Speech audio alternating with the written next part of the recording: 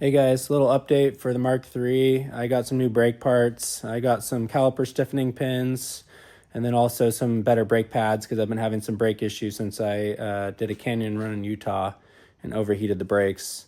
And then I've also got I got a new stabilizer brace for the Mark II GTI for the front subframe, and then also an update on the flare situation. So let's take a look at some of the stuff I got here.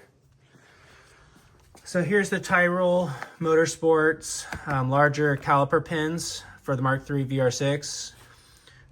So these basically are larger size pins, and so what they do is they go into the caliper and they don't allow the caliper to turn forwards when you're hitting the brakes because they're larger in size and they hold it better.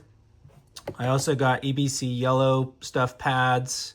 I have the green stuff pads on there now.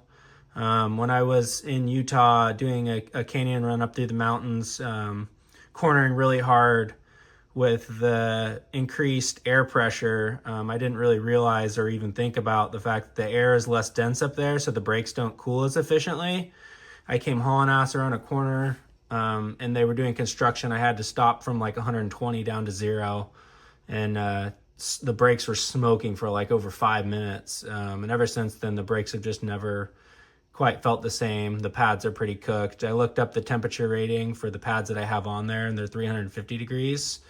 The pads that I got for these are 900 degree temperature rated. So almost 3 times the temperature. So I have these same pads on my GTI and I really like them. So I'm looking forward to that. I'm gonna do a separate video for the Mark III when I upgrade the front brakes. The rotors are already new and I already have steel braided lines on there. So this is just kind of finishing it off for now. These are the bolts for the stabilizer brace for the front subframe on the Mark II. So I can show you that. I just ordered that from Techtonics Tuning. So if you guys need one or are looking to get one, this is what it looks like. And it fits right here on the front of the control arms.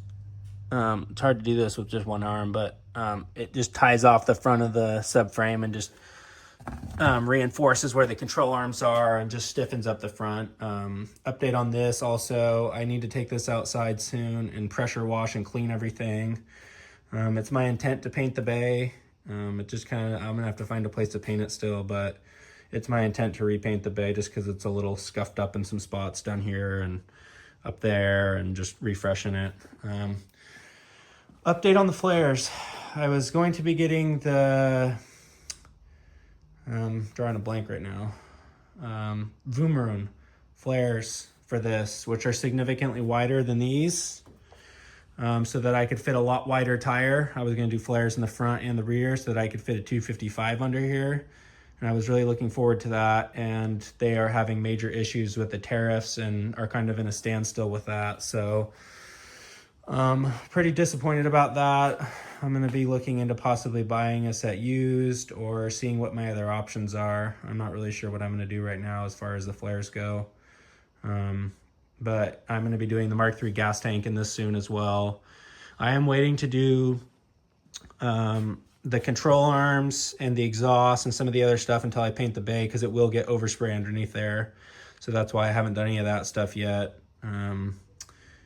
So yeah, that's kind of where I'm at with some of the older stuff. There's also going to be some progress soon on the Mark V. I finally got got it all sorted out with the insurance on the Mark V. So that's going to be being dealt with, and I'm going to be doing some stuff on that here soon too.